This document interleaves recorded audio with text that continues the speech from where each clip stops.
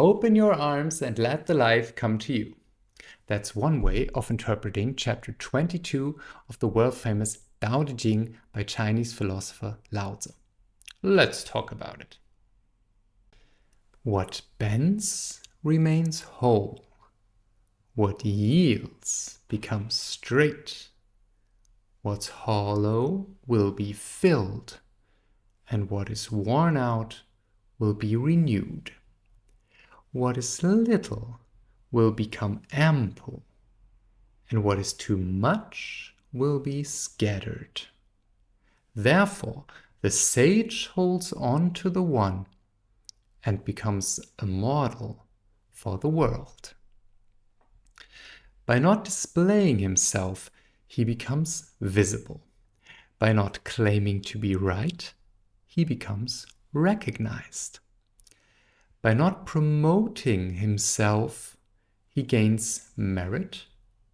By not exalting himself, he remains. Because he does not contend, no one under heaven can contend with him. The ancient saying goes, "What bends remains whole." Are these just empty words? Truly, he who is whole will return to the Tao. Hello everyone, and welcome back to my channel. Today we are looking at the 22nd chapter of the world-famous Tao Te Ching. So let's see what Lao Tzu wants to tell us. What bends remains whole. What yields becomes straight. Okay, so these two lines, they are basically telling us something about the yin-yang connection. So it's also the principle of Tai Chi, right?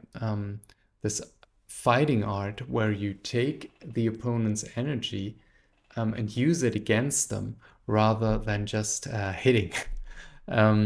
So he's telling us that if you want to remain whole, you should be able to give in. You should be able to bend, It's pretty much the picture of wood. Wood stays stable as long as it's flexible. Okay, as long as there is dampness inside of the wood. That's when it's stable. Otherwise, it breaks. Dry wood breaks. Okay, so what bends remains whole, is not breaking, and what yields becomes straight again. Okay, that's the image of a bamboo stick, for example. So that's a typical yin-yang connection. So if you want the one, do the other, because yin-yang are following each other naturally in this world. And we will have a lot more examples of that in this chapter. So what is hollow will be filled. What is worn out will be renewed. Okay, so same principle. What is hollow has the capacity to be filled up. So, and what is worn out has the capacity to be renewed. Okay, so you have yin and get yang. You have this intercircling of energy. So you have the one side, you'll get the other side. That is how you could also think of, you have day, so the night will come. You have summer, so the winter will come. That's the same way of thinking. So what is little will become ample, same picture, and what is too much will be scattered. Okay, same picture. These are all examples of the yin-yang principle of different phases naturally following each other. Okay, and this is something which is also known as Wu Wei. So go with the flow. Don't try to force things, but let things naturally happen as they do. And you can use that in different forms. And these are just some examples of how the world generally works. Okay, yin-yang principle. So And what does the sage do with that? Okay, so what is following out of this? Therefore, the sage holds on to the one, to the Tao, and becomes the model for the world. So, therefore, the sage holds on to the one. That means, of course, he holds on to the Tao, to the way things naturally are and occur, following God, you could say, in a more Western religious speaking. So the sage holds on to the one, to what happens anyway, and becomes the model for the world. Okay, and here a picture is introduced, which we also talked about in the video about chapter 21, which is the image of God. So the sage holds on to the Tao. He holds on to how the world is anyway, how God wants the world to be, so to speak. And thereby he becomes a model for the world because he's following the image of the Tao. He's manifesting the image of the Tao on planet Earth. He becomes the model for the world. And Christians might say Jesus was doing exactly that. He became the model for how people should act with compassion and graciousness and all of that. So, and he was working for God, right? That was the idea, that he is the image of God personified on earth. And this is the same idea. So the sage holds on to the one, holds on to the Tao, holds on to God, and becomes the model for the world, how the world should be. Okay. So, and now it is described what that means in particular. So, by not displaying himself, he becomes visible. By not claiming to be right, he becomes recognized. By not promoting himself, he gains merit. And by not exalting himself, he remains. Okay, and this is very interesting because this is basically the first paragraph of this chapter used in day-to-day life. So he's doing the one thing and naturally achieving the other without fighting, without trying hard, right? So by not displaying himself, he does not talk about how great he is, but he becomes visible anyway, because other people just see him and say like, oh wow, this guy is special. He does not even talk about what he's doing. Okay. By not claiming to be right, he becomes recognized. Okay. He never argues with anyone. He doesn't want to be right. He doesn't want to, stand there as the right guy or anything.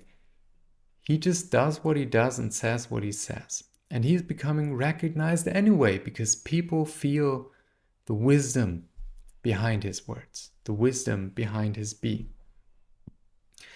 By not promoting himself, he gains merit. Same idea, right? So he does not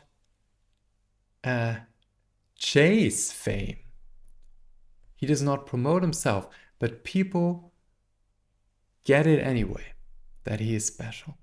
And by not exalting himself, he remains. Okay, so this is a very interesting idea because it, when you think about fame or being recognized or being a Mauritius personality, like normal people would put a lot of effort in that. Okay, they put a lot of energy out there to promote themselves, to display themselves, to be seen. And by that, they put the energy out of themselves into the world. So where's the energy missing now? Right? Inside of them. So that's not a wise thing to do. A wise thing to do is keep your energy for yourself, because then you have a lot of it and you can do good things with that. And the other things They come naturally as you progress. Okay, so you don't have to fight for it. And this is emphasized in the next section, when it is said, because he does not contend, no one under heaven can contend with him. Isn't that interesting? Yeah, so he does not go into fights because he knows that only wastes energy. Right? He does not do that. He does not contend. He does not argue. He does not want to be right. And because of he's doing that, no one can contend with him. So he has a peaceful life, right? Which is good. Okay. So, and then we have the last paragraph. The ancient saying goes, what bends remains whole. Are these just empty words? And then he's answering his own question. Truly, he who is whole will return to the Tao. And of course, like this is the outcome of this whole chapter. The whole story is, don't be hard, because what is hard breaks, right?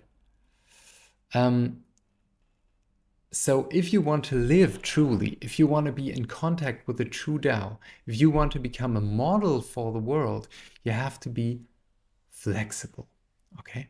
This is, again, this idea of Wu Wei, okay? So don't act yourself, don't force the world, don't manipulate the world forcefully, but rather go with the flow, go where life is leading you. Take opportunities when they occur, but don't try so hard. Don't get anxious. Don't get stiff, because when you're stiff, you're not reacting in a natural way to natural opportunities, for example. So that is not the same as being lazy, right? It means to give yourself into the natural flow and stream of things and to become a part of everything instead of an enemy of everything, right? Here's said, he does not contend, so no one can contend with him. He has a peaceful life while achieving a lot of things, okay? While becoming recognized, while becoming visible, okay? While becoming someone important, so he remains. So maybe what he says remains, or people will remind him for being so good, for being a model, like they remind Jesus, for example. So that is the true sage, okay? He is bending himself, he's yielding through his life, because he's going with the flow and is giving himself into the stream of reality. So that's it for chapter 22. I hope you liked it. Please feel free, as always, to leave a like and subscribe if you want to see more. I will work myself through all the chapters of the Tao Te Ching, and there are a lot to come. So see you back again in chapter 23, and have a nice week. Bye-bye.